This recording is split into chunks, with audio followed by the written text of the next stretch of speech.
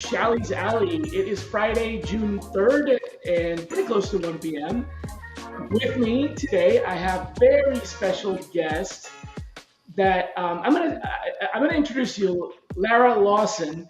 But I also want to tell kind of a little cool story. So, Lara used to live in Bogota, Colombia, which is where I'm from.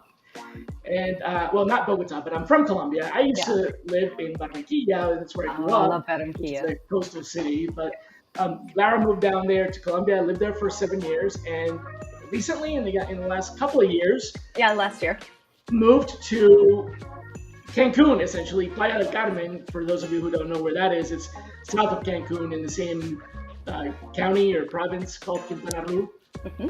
in Mexico, and runs a consulting business and sourcing as a service solution down there. So we have a lot in common. We both speak Spanish. We both spent some time in Colombia. I spent a little bit more time there, but that's okay. And I love Cancun and been there multiple times. So I wanted to bring her on the show today. And Lara actually had an interesting suggestion from the Facebook group. She said, "Why don't I ask you a bunch of questions?" Because I'm trying to build a sourcing team and I'm training someone. I think you hired someone that you're trying to train. Lara has a training background and has done that for a living as a consultant, but it's usually other people's trainees that aren't going to be working for her. So this time it's personal, and she's training somebody for her own team. So she had a bunch of questions about that, and I figured, you know what? What a great opportunity to talk about hiring somebody with very little experience and training them, because I recently did that myself as well.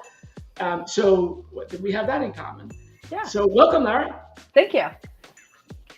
I really appreciate the chance to be here and kind of get to pick your brain for a little bit of time. Well, considering that you could actually be here and chose to instead come on the show, I think, we're the ones that should be grateful for you coming here. I wish I was there right now, although I'm sure the weather's not that great since you've got some hurricane systems hovering over you. Yeah, it's been pretty rainy lately, but usually gorgeous. So Lara tells me that this week's show is brought to you by the Headless Chicken.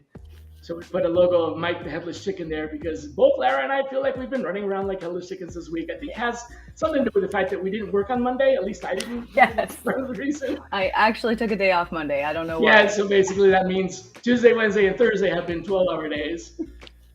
But like me, you probably only work half days, right? There's 12 hours in a day, so we only work half days. Right.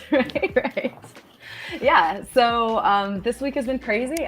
This year has been insane. The company that I am branded with right now, Avia Consulting, we've grown 41% since January and in headcount. Okay. So yeah, it's been a little bit crazy. I'm still creating job descriptions for people I've already hired right now. That's how backwards my process is. So what am I going to do here? Well, I don't know. Hang on, let me figure it out.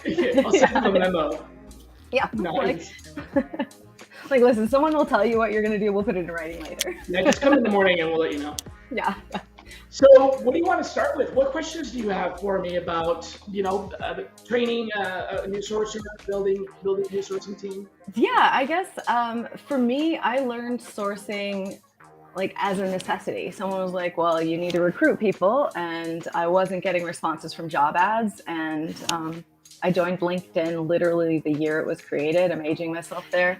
So began really sourcing like then, and just learned what I needed to know to be able to be successful, right? So I feel like sometimes my own sourcing education is a little bit not well-rounded, if that makes sense. Like I've only been in pretty technical roles. I've done a lot of tech sales, I've done engineering, I've done IT, some management, but mainly technical management, project management, things like that. So yeah, I would just really like a holistic view of sourcing from you. So like, if you can just tell me, what is sourcing? What does it encompass for you? What is sourcing? Okay. Let's start with that. That's a reasonable question. Sourcing is finding and engaging with candidates that are not coming to your jobs already organically or by whatever you consider traditional means. So your regular recruitment engine is not enough or is not working for these jobs. And it's not every job, although in some companies it could be. But let's just say, to kind of clean that definition up a little bit, normally you post jobs to whatever job board and you get enough candidates, but for this job or for these types of jobs, you don't. And there's a couple of reasons why that happens. So overall, it is the solution to the problem of we don't have the right kind of candidates or we don't have enough candidates because everything else that we normally know how to do didn't work, hasn't worked, isn't working. Right. Make sense? Yeah. So that can happen because of, it could be a regional situation. It could be in every other place that we've ever posted this job, we get plenty of applicants, but this one time in this one city, in this one region, we didn't. It could be we're getting the wrong applicants. Everybody that's applying is not qualified or is otherwise qualified. It could be because we're getting way too many applicants and it's pretty challenging to figure out which one of them are actually, get to the second stage. So there's a number of reasons for it. It could be it's something that we've never done before. It's a new technology. We don't have any talent pipeline. We don't even really have anybody here that currently does the job. It could be an acquisition. It could be a merger. So there's lots of reasons for it. The bottom line is either in advance that this job posting is not going to get results, or it is running into challenges after the fact, right? You open the rec and now you can't fill it for whatever reason. All right. So what does that translate to in the day-to-day? Like if you're sourcing 100% of your time, what does that day look like? Okay. I think, what does that day look like? Let's call it the workflow, right? We'll call that the sourcing workflow. Okay. So the first step would probably be to define what it is that you're going to do for the day. So what is it, what are my priorities? So prioritization would be the first part of that. And that can be done a couple of different ways. So if you are the sourcer that is taking requirements from other people, then you pretty much know, hey, these are the recs that I'm supposed to be working on right now.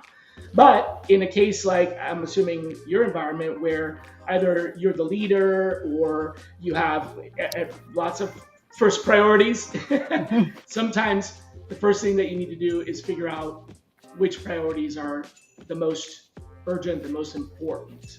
Right. So I would start with number one, check your priorities. Now, the way we have it is we have a dashboard, and that dashboard is powered by an algorithm that escalates the urgency of recs based on a collection of factors. It's a formula that looks at a bunch of different factors. I can bore you to death with details, but basically it tells me out of the 400 recs that are open right now, these are the ones that have the highest priority for a number of factors. Yeah. And then, that's how I can tell my team to manage themselves, because I can give one of my team members 10 jobs and say, here's your 10 jobs. And they can self-prioritize by looking at that dashboard because they can see what's going on, how many interviews have passed, all that stuff. Yeah. So number one, check your priorities. Then number two, I would say conduct pre-search. Now, pre-search is the gathering of intelligence before you begin sourcing. And this is typically done when you onboard a new assignment. But it can also be done when you're struggling with an assignment. It's been, you've been working on it for a little while, and you have to kind of reevaluate, revisit. You need traction again. So that would be the second thing, would be pre-search. If it's the first time, you might have to do pre-search and an intake meeting. If not, just pre-search. And then you can begin sourcing. But before I actually go out and start sourcing, before my team goes out to start sourcing, they plan a little bit. They plan, for example, create a list, create a folder, create the contact templates so that you're ready. When someone replies, you know how to reply, you know where to send them to apply if that's part of the job, you know how to track them so other people aren't calling and contacting the same candidates. So that's the dashboard and prioritization, the pre-search, the planning for your search, and then executing your search, then sending out contact messages, outreach, calling, texting, emailing, and then responding to those messages. So that would be taking calls, perhaps, or sometimes scheduling calls for later on. We use Calendly, and there's other solutions like that, Yeah. where candidate replies back to our outreach and they say, "Sure, I'm interested. Tell me more." Well, tell me more. It's an open invitation for a conversation, and so it's not like we're going to be necessarily able to talk to them right then and there. I mean, we can say, "Hey, how about now?" But if they're not available, Right. here's a link to my calendar, and then they can choose a time at their convenience. So I've got to say, Calendly is like the best thing that's happened to me in the last 5 years. to help you get organized, right? Yeah. And create some rules around your all the back and forth of scheduling is like gone. So much stress out of my day. Absolutely. So that would be. I think at that point, the Calendly, the scheduling, and all that includes the phone screen. So you've done the planning, you've done the research, you're doing the outreach, and then you're getting the responses. Now you're doing the phone screen, and you're handing things off to a recruiter or a hiring manager. The only last little bit is the cleanup of tracking and learning from your workflow what needs to be adjusted and so on.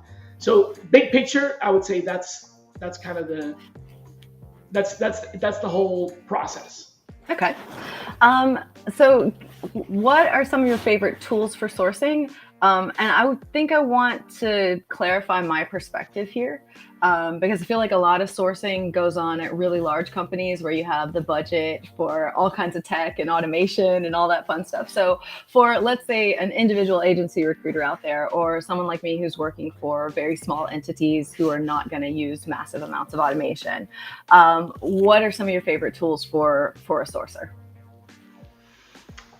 Thanks for clarifying, because sourcing, although we just defined it as finding candidates and engaging with candidates that aren't coming to you through traditional means, can still have lots of flavors. There could be pure research, there could be pure outbound, there could be social media, there could be automation, technology, and all that. So in the context that you gave me, running a consulting shop, a solopreneur, or having a small business or small team, even if you're a small team with 2 or 3 people, you don't necessarily have the luxury of all the automation. I would say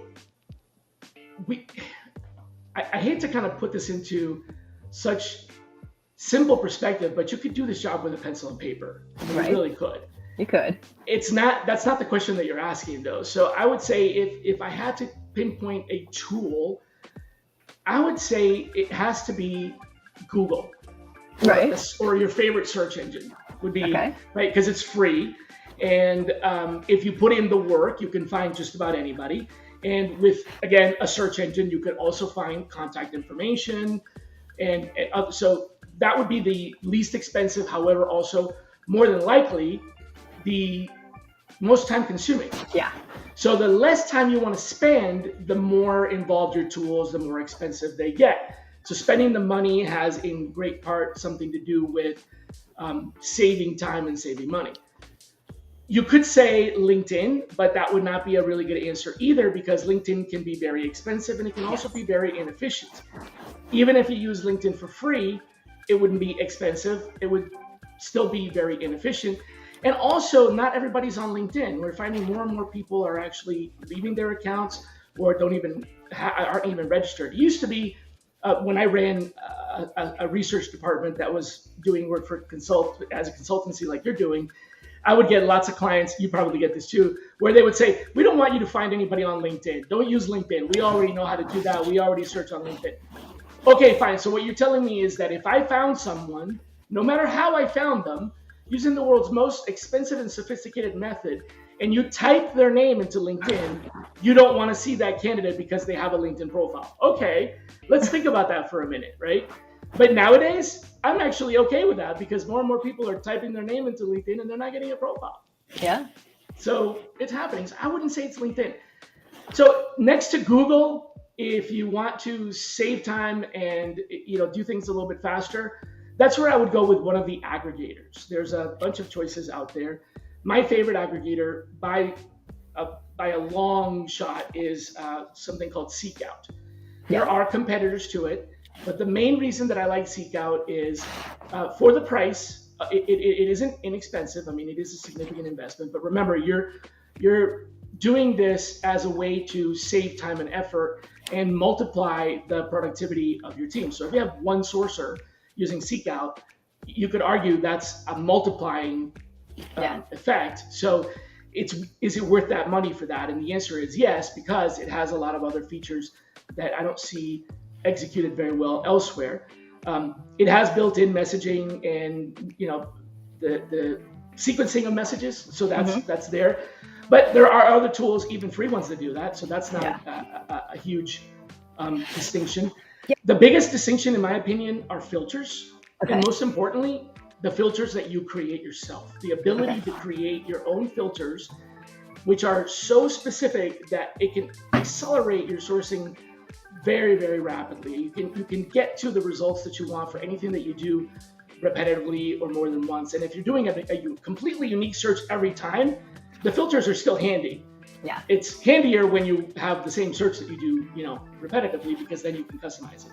But the amount of detail you can get to with the filters is staggering. So that would be one of the biggest differentiators. The second one, if you have anything to do with diversity, Seekout has a pretty strong diversity filter. Now, normally when you think of a filter, you think eliminating candidates. And so what does a filter do? You put something in the filter, and the good part that you want comes out, and the bad part stays behind, or the bad part that you want comes out, and the good part stays behind. But that it's separating the good part from the bad part. Right. In Seekout, you can have that kind of filter that is separating, but you can also have a different kind of filter that highlights, and so it ranks results of diverse talent in two different ways. One is a blind way, where it simply is diverse talent and they take care of all the categories for you. So it's not singling out any particular category. And the second way is to specifically go after a category, a protected class, if you will. So you can do general, just diverse candidates, or you can say, we have a specific need for female talent. We have a specific need for Latinx. We have a specific need for veteran talent, and so on. Right. So that's the second thing, which is the filters. And the third is the contact information that you can acquire. They go out of their way to legitimately pay for email addresses and phone numbers from the top sources.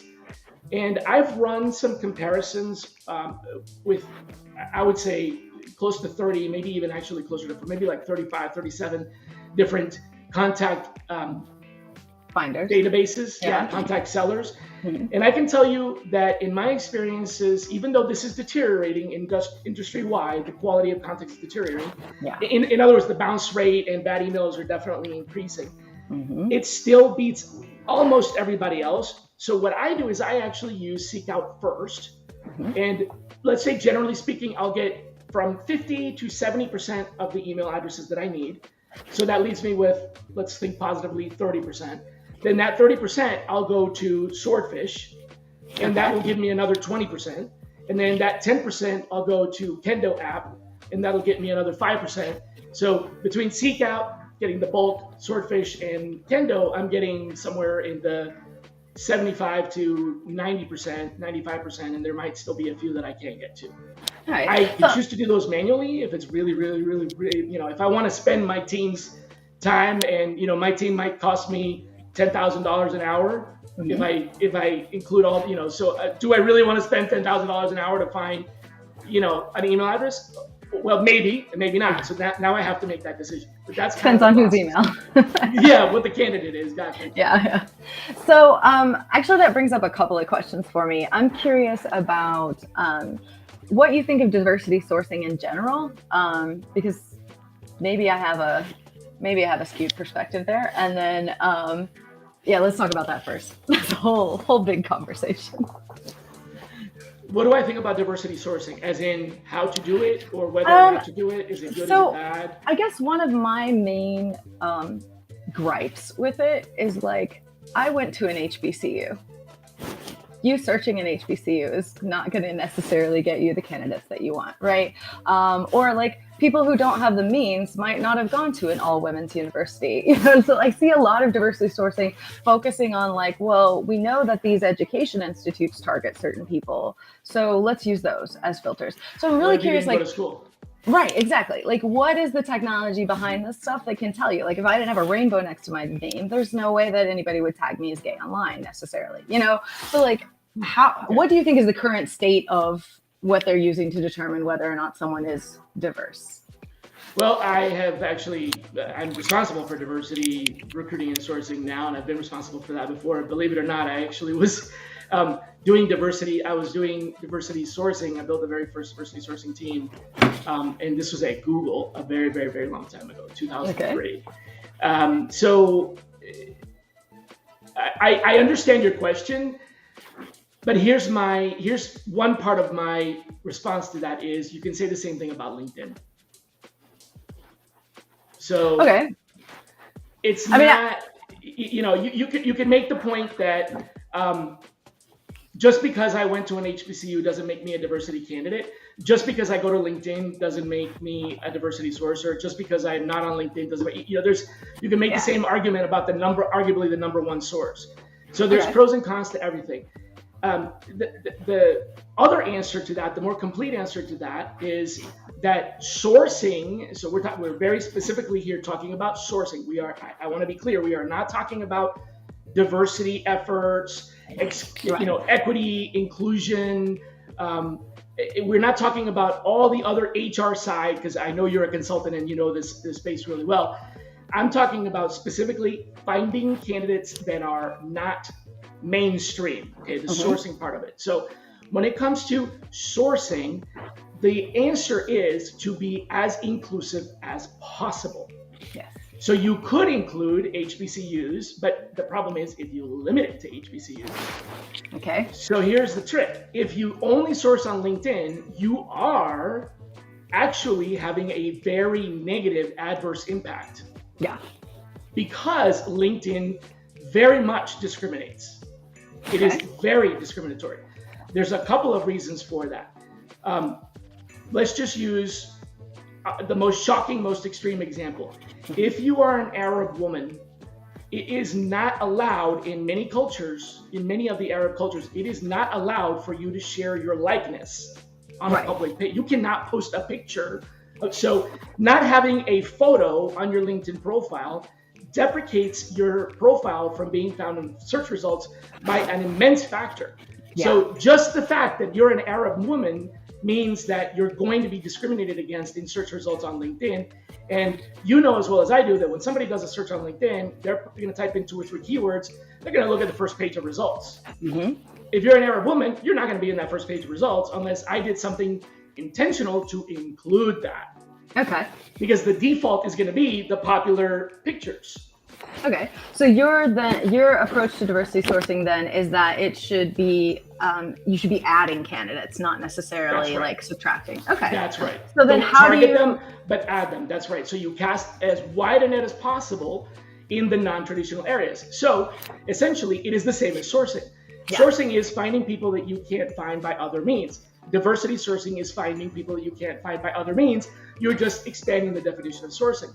A normal sourcing effort might include going into the deep web to identify candidates that have a very rare skill set, like I can't even come up with some very obscure skill set. Mm-hmm. Okay, well, you're doing the same thing, but now you're doing it to increase the top of the funnel for candidates that are underrepresented for a number of reasons.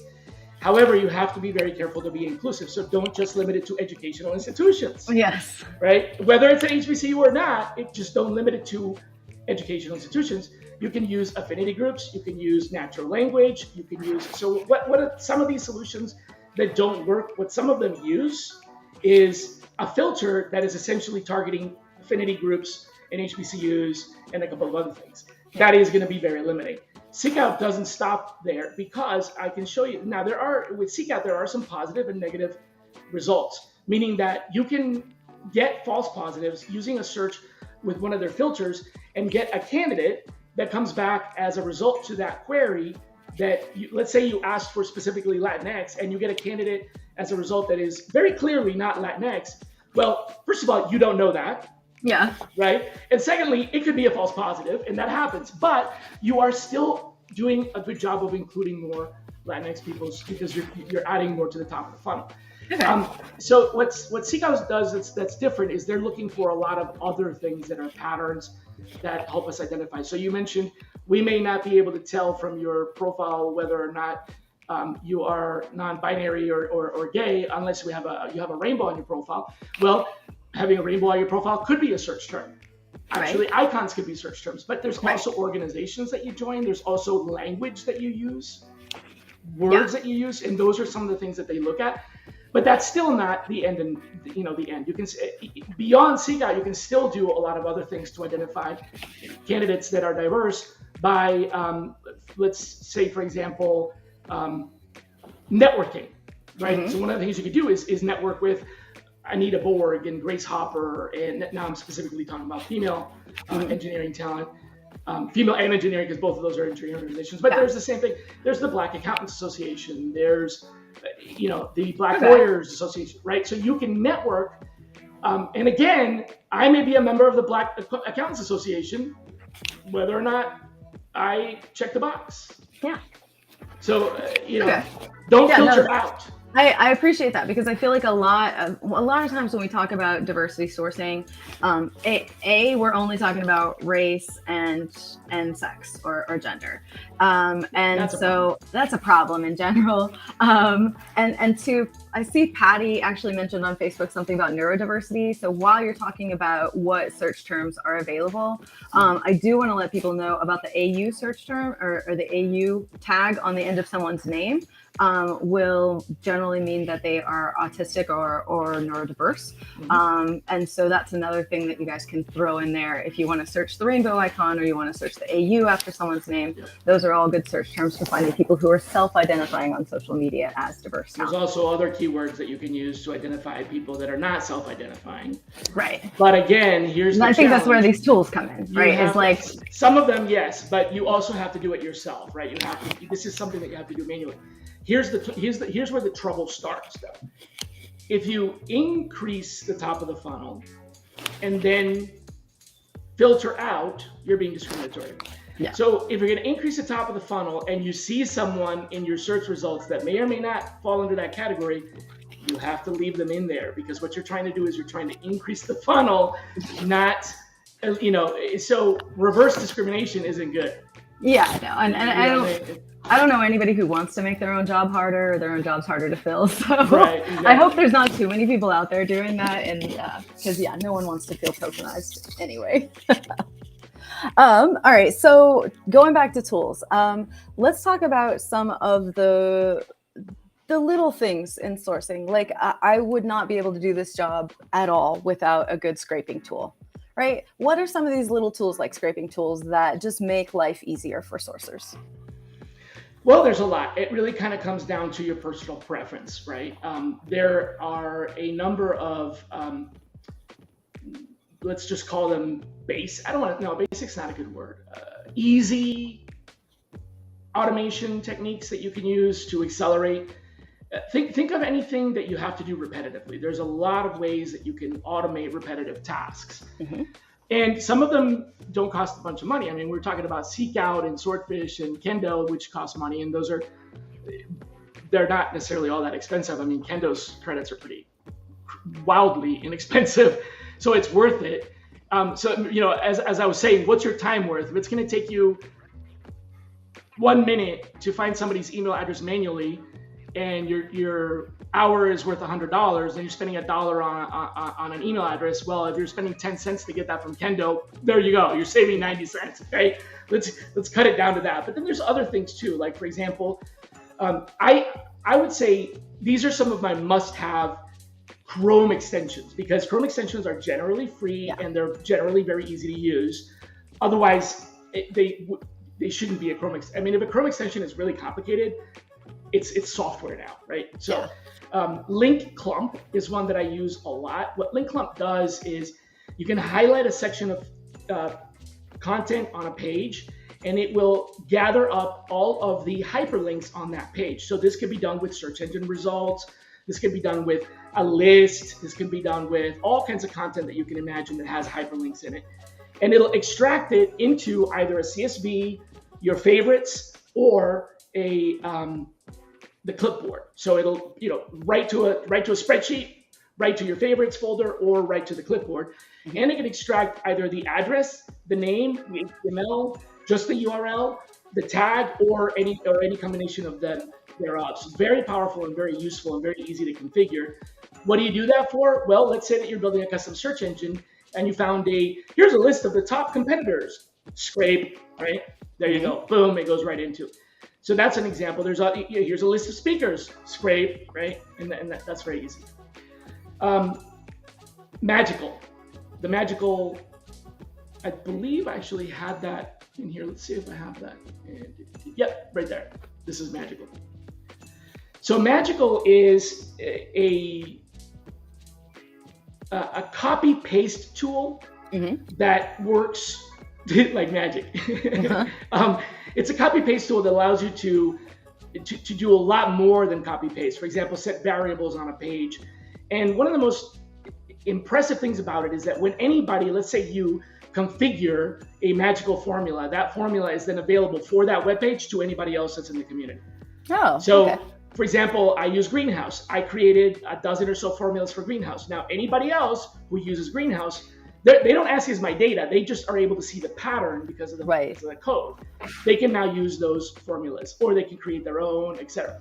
So what it can do is, for example, extract variables from a page and put them into a merge field. So if you're on LinkedIn or on Greenhouse, one of the biggest impediments to LinkedIn InMails is that you cannot use customized fields. So all you have is first name, last name. There's not title, company, location, none of those things. Right. Well, with Magical, I can extract first name, last name, company, location, how many connections we have in common, when was the last time they updated their profile, how many groups they have, what's their what's their number one group on there, all that, and I can put it into a merge field with 2 or 3 clicks of a keyboard.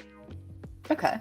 So I can send a message to somebody on LinkedIn that's an InMail that is extremely customized with 20 or 30 customizations. And I can do that in 2 or 3 seconds. Go to the next profile, click, go to the next profile, click.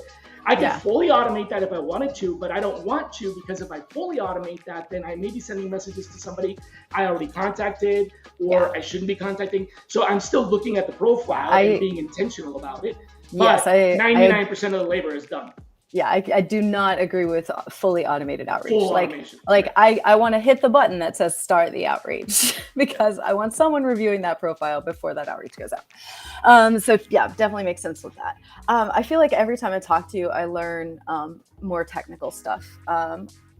Except Power Automate Desktop, I never got the hang of that. It just frustrated me and I threw it away. But just especially data scraping, I've learned so much from you on that. Not next week. Hold on a second. Tune in. June 17th. All right. Mike Santoro, I was told by Glenn, is a genius at Power Automate, much smarter than me, probably can give you easier ways. I may have just totally overcomplicated it. And, it's the frustration tolerance thing. Like once something doesn't go right, I'm like, screw this. I want to throw my computer. Well, what I'm saying is he might take that away, right? Yeah, there we go. Unfrustrate you. So yeah, I thought like maybe learning Python would be easier. Yeah, I don't know. Maybe I'm not sure. Yeah. So speaking of that, like how important do you think? There's a lot of sources who code, right? And then there's a lot of us who don't. Or do some weird hybrid of the two. How important do you think that it is to code, if at all? And then, like, where do you see that going in the future? It's not important at all. Okay. It is like any other skill. So if you develop the muscle, the muscle of making cold calls or using your telephone as a sourcing tool and social engineering and, like Maureen Sharif, for example, who is a genius at calling one number and getting 50 names, you're going to get 50 names that way. Yeah. If you want to write code, you're going to get 50 names that way. So it's akin to saying what's better, a hammer or a saw. Depends on what you're doing. Or more importantly, should I use a hammer or should I use a saw? Is it important that I master the hammer? I don't know. Are you going to nail a lot of things, or are you going to pour concrete? Because if you're going to pour concrete, hammer's not going to be very useful. Right. You know? Are you a framer? Then yeah, hammer, right? So it's not important because it is one of the skills. Okay. If it's something that you have an affinity for, I would say the first step would be to learn to read code. Yeah. Because reading code and writing code are not the same. Very much like, for example, I'm sure you're perfectly capable of writing a book, but not everybody can write a book. Almost everybody can read one. Right. So reading a book and writing a book are right. It's the same thing with code. Reading code, understanding what's going on with the code, and being able to like at least determine what it does. Yeah. You're not gonna be able to fix it. You're not gonna be able to, but you can understand it. Start with that, and then if that clicks, then go for it. But if it doesn't, that may not be the hammer for you. Maybe the hammer for you is the telephone. Maybe the hammer for you is automation. Maybe it's social media. Maybe you have deciphered the code of how to get people to respond to your emails, and you have a 90% response rate. Mm-hmm. Right? If you source 100 candidates and I source 100 candidates, but only 10 people respond to me and 90 people respond to you, you have 80 more candidates than I do. Right. Yeah. And you didn't have to use sourcing code or writing code or whatever, right? Yeah. And that kind of speaks to one of my core beliefs about KPIs and recruiting as well. It's like, if somebody gets hired at the end of it, I really don't care how many phone calls we made or, things like that. Yeah. So, and I'm glad that you mentioned the phone call sourcing too, because I am, again, old enough to have gone through Morgan method training back in the day. And one of the things Pete used to make us do is just sit there and call, till we got a hold of somebody in HR who gave us, 20 names. And then once we had a decent organizational chart, we could hang up the phone. And so it's just, that stuff still works to some degree, not so much in the remote workforce. It's a little harder to do, and it's a little slower. It used to be faster, but if you combine that with other skills, then it works better. But the same thing, if you know how to write code and you know how to get good response rates to emails, then you're increasing your effort. Now, can you master all of them? Look, I've been doing this for 25 years. I don't think so. Got to figure out what you're good at. Yeah, after 25 years, I can tell you there are some things I'm very, very, very, very good at. I get some pretty good response rates. They're not the best, but they're pretty good. I would just say average to maybe above average. I can find people that nobody else can find, and that's my superpower. I can find somebody that nobody else can find.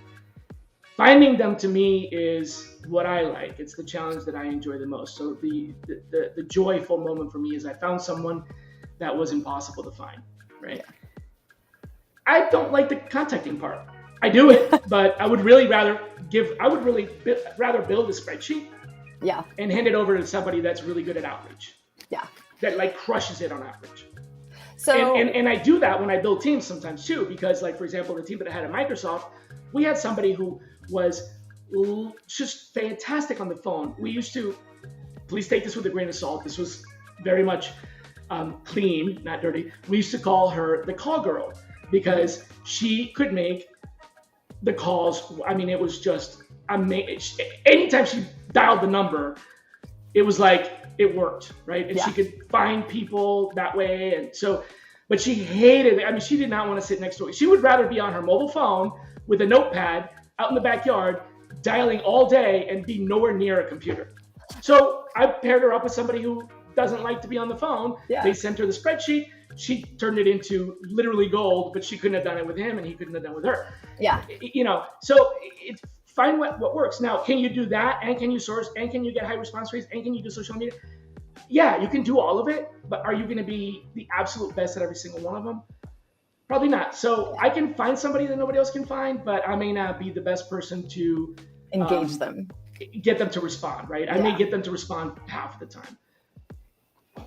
All right. Now I can interview people really well. So if I find them, somebody else puts them on my calendar, I can interview them really. So, but then again, right? So I guess pick your poison. Yeah. Let's talk a little bit about, like, let's say you get a new requisition, something you've never done before. You don't have an existing pipeline. What's the timeline? What's a realistic expectation for your client before they have someone sitting in front of them who's been properly screened? What's the timeline? What's a realistic expectation? Right. Okay. So you get a new job order. They're like, hey, source me a bunch of people. I'm ready to interview tomorrow. How many weeks is it going to be before they're actually in an interview?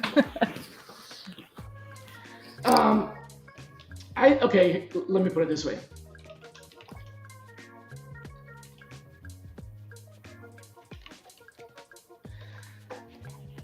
If it's a typical, I want to say typical, this is kind of tricky. If it's a typical search, what is a typical search? That's going to be the next question, right? If it's a mainstream role that you've been recruiting for a while, and you know the specifications, you don't have to do a pre-search, you don't have to do an extensive intake meeting. You kind of already know the profile. There may be some nuances and flavors and things like that, but let's eliminate the pre-search. Let's eliminate the intake meeting. Shally, I need another one of those. Yeah. Right? I need another one of those. Okay, let's do that. Then my expectation is that my team will have one qualified, interested, and available candidate that the hiring authority will accept within 7 days, by the end of the 7th day. But if they don't have one by the end of the 5th day, they are instructed to send flares. Because if you don't have one by the end of the 5th day, even if you did the most aggressive outreach on the 6th day, you might still miss that deadline. Right. So on the 5th day, they pull out the stops, they bring in somebody else, we accelerate. And then on the 6th day, if we don't have anybody, we let them know, we let the client, the hiring manager know, because tomorrow is the deadline, we let them know the day before we are not meeting the deadline, and here's why. Not only here's why, but also here's what we did. Not in detail, but here's the effort that we did. Okay.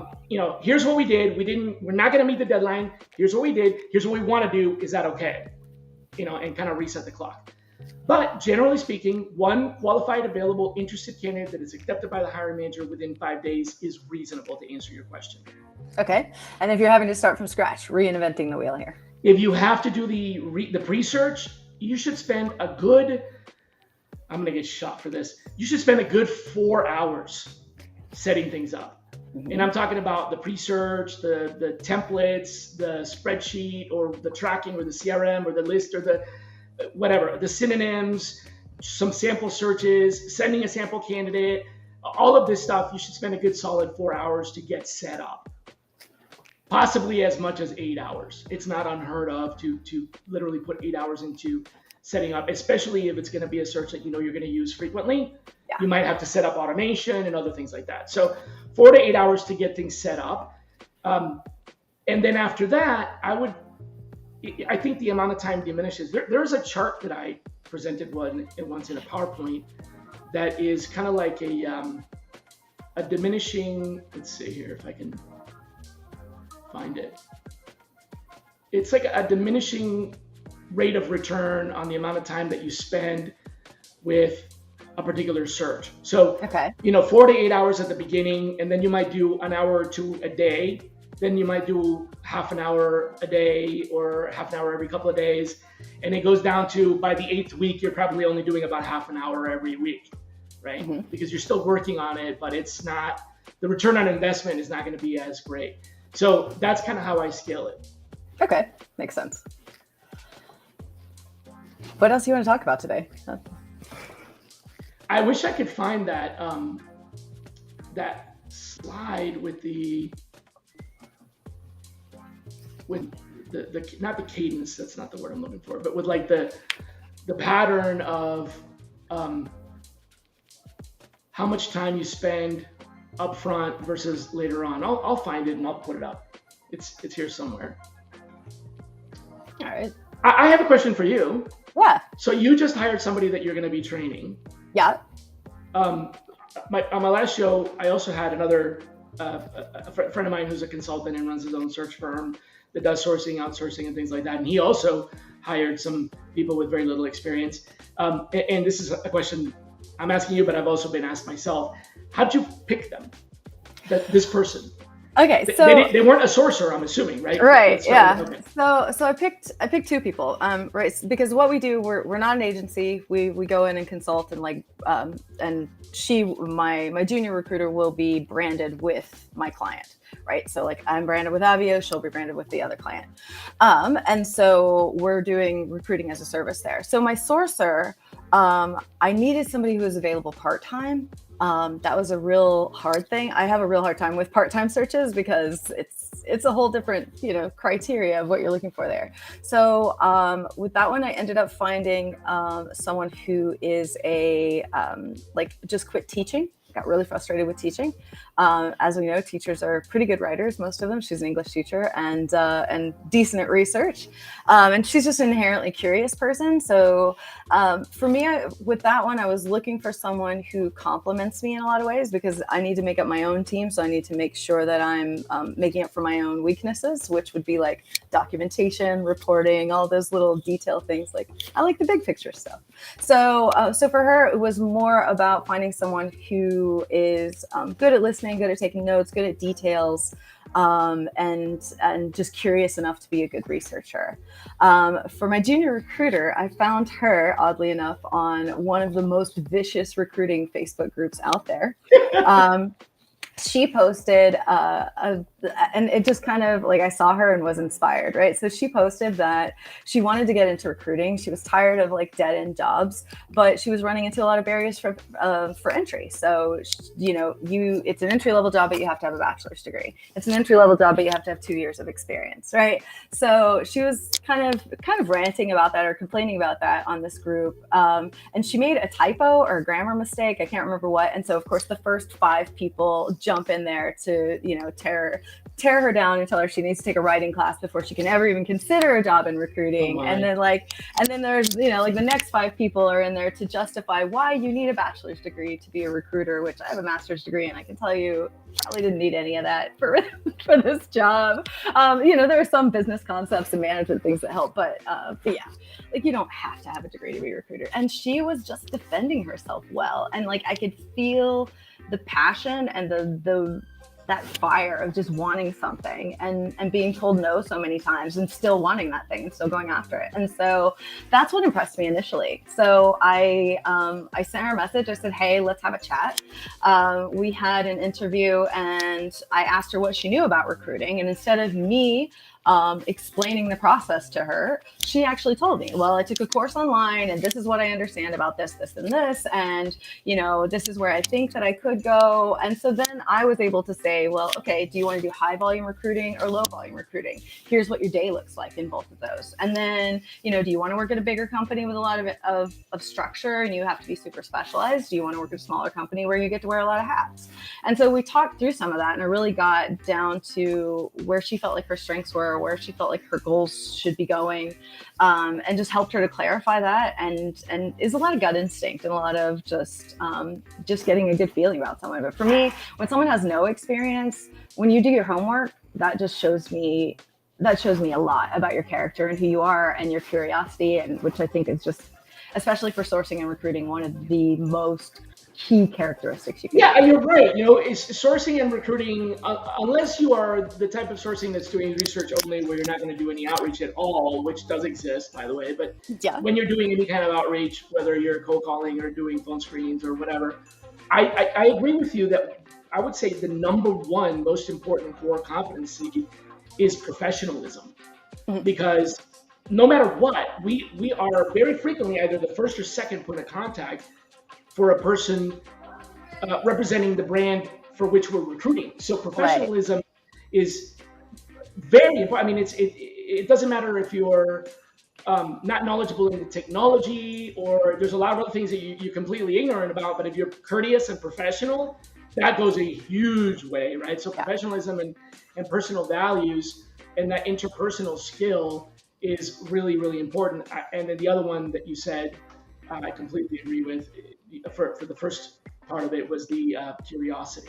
Yeah. And I think like a lot of people have used, I always back away from the word professional or professionalism to some degree, because it's been used to attack a lot of groups of people. And so, okay, you're right. So like I pull off of that one a little bit, but I understand you're talking about courtesy and people treating people well, things like that, right? So I just call that sort of authenticity, right? Like bringing yourself, but a polite version of yourself. Right. Communicating well, however you communicate. Like, I'm not saying you have to have no accent or I totally I did not think about that. Thank you for correcting me. No, I wasn't saying that if you have an accent, you're totally understood your intention there, but I do want to like make sure that people watch their use of that word sometimes, because listening, focusing and listening, that kind of stuff. Yeah, totally agree. Yeah, it's interesting that there is a distinct separation in the core competencies between what I would call a hunter or sourcer, researcher versus what you just defined as a recruiter, which could be Right. a cold caller, candidate developer, phone screener, account manager, talent professional, whatever, right? So the two different parts, it's the same, it's two sides of a coin. It's the same coin, but it is two different sides, I think. And I would say probably in my experience, 25 years, for what it's worth, hunter sourcers tend to have a very high, above average need for independence Yeah. versus teamwork. And independence and teamwork are both good. So I'm not saying one is better than the other, but sourcers tend to have more of an independence need. And also have a need to have more freedom to operate. So independence is, being self-managed is one thing, but also freedom to operate is another. So if they're too restrictive, then the creativity kind of goes away. And so creativity doesn't really even matter that much if you're telling them this is the way you do it. You do this, then this, then this, then this, then this. Then might as well not have might as well have a robot, right? Right. Where on the recruiter side, the candidate developer or the caller, whatever you want to call it, is they have a much higher need for social connection, which could be teamwork, which could be just simply social contact. They're much more patient, flexible, steady versus the sourcers. And recruiters also tend to be a lot more system process, not driven, but process knowledgeable. Yeah. They like to follow a process. And let's face it, there's a lot of laws in recruiting that most people are not even aware of. So following the process can be very important. Whereas with sourcing, it's almost like you don't want to follow the process because if you do, then you end up getting the same results as everybody else, right? Yeah. By the way, I did find that that multiple searches thing that I was telling you about. Oh, okay. Let's see if we can figure out a way to share this here. Add. Oh, yeah, I can do this. I can share screen. There's going to be one of those weird picture in picture in picture in picture things for just a second, so bear with me. I told you. Infinity here. Yeah, infinity. Don't get seasick. This is the one I was talking about. So notice that there's 28 days. It's because I was just kind of trying to squeeze everything in. Yes, there are some weekends in there. So, imagine if this was not don't look at it as 28 days, but rather like, 1 month, right? 4 weeks, right? There's weekends and there might be holiday, whatever. The point is that I have these 4 phases. The beginning phase, which needs to be done right away, that's the first day. That's the pre-search, the intake, finding people in the low-hanging fruit. A lot of us call it that way. Right. Yeah. In phase 2, phase 3, phase 4, and here's that 7-day period that I was talking about. And so I charted like how it might look. So if it takes you 4 hours to set up a new rec, well, that's half of your day on day 1 and 2.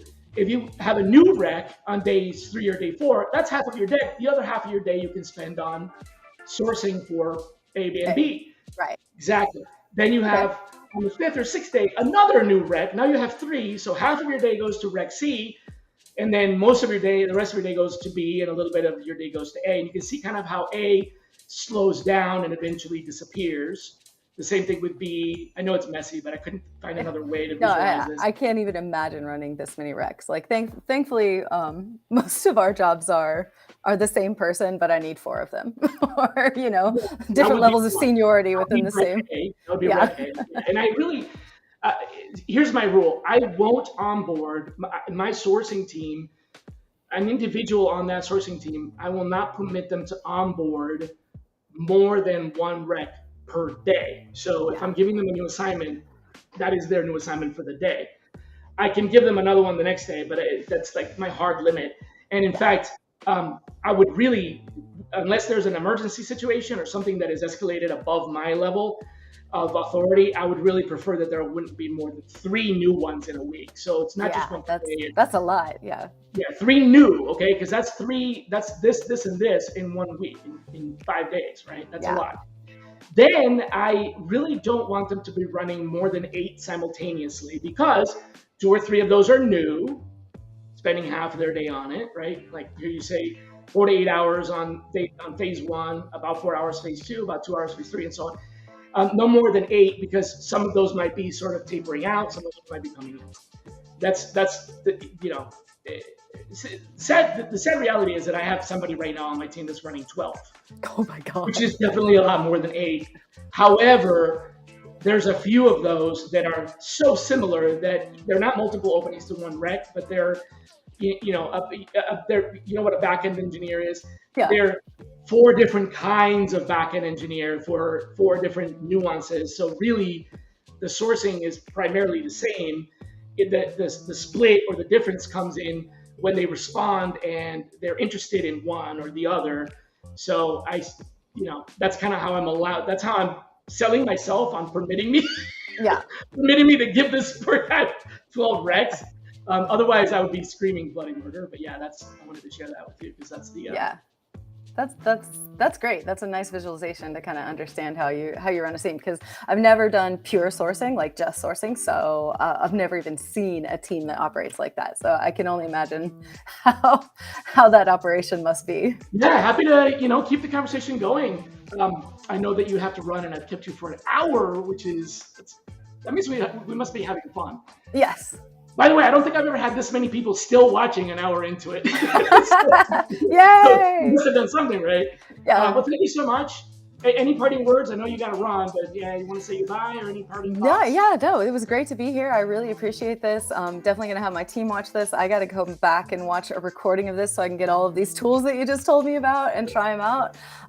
Because you kind of get stuck in something that works for you once or twice, and you forget sometimes, like, hey, there's new stuff. I got to go look at that. So definitely we'll be rewatching this to figure it out. Thank you so much. Thanks, Glenn, for your obviously fantastic notes there. Muchísimas gracias. Gracias. Hasta luego. Ciao. Ciao.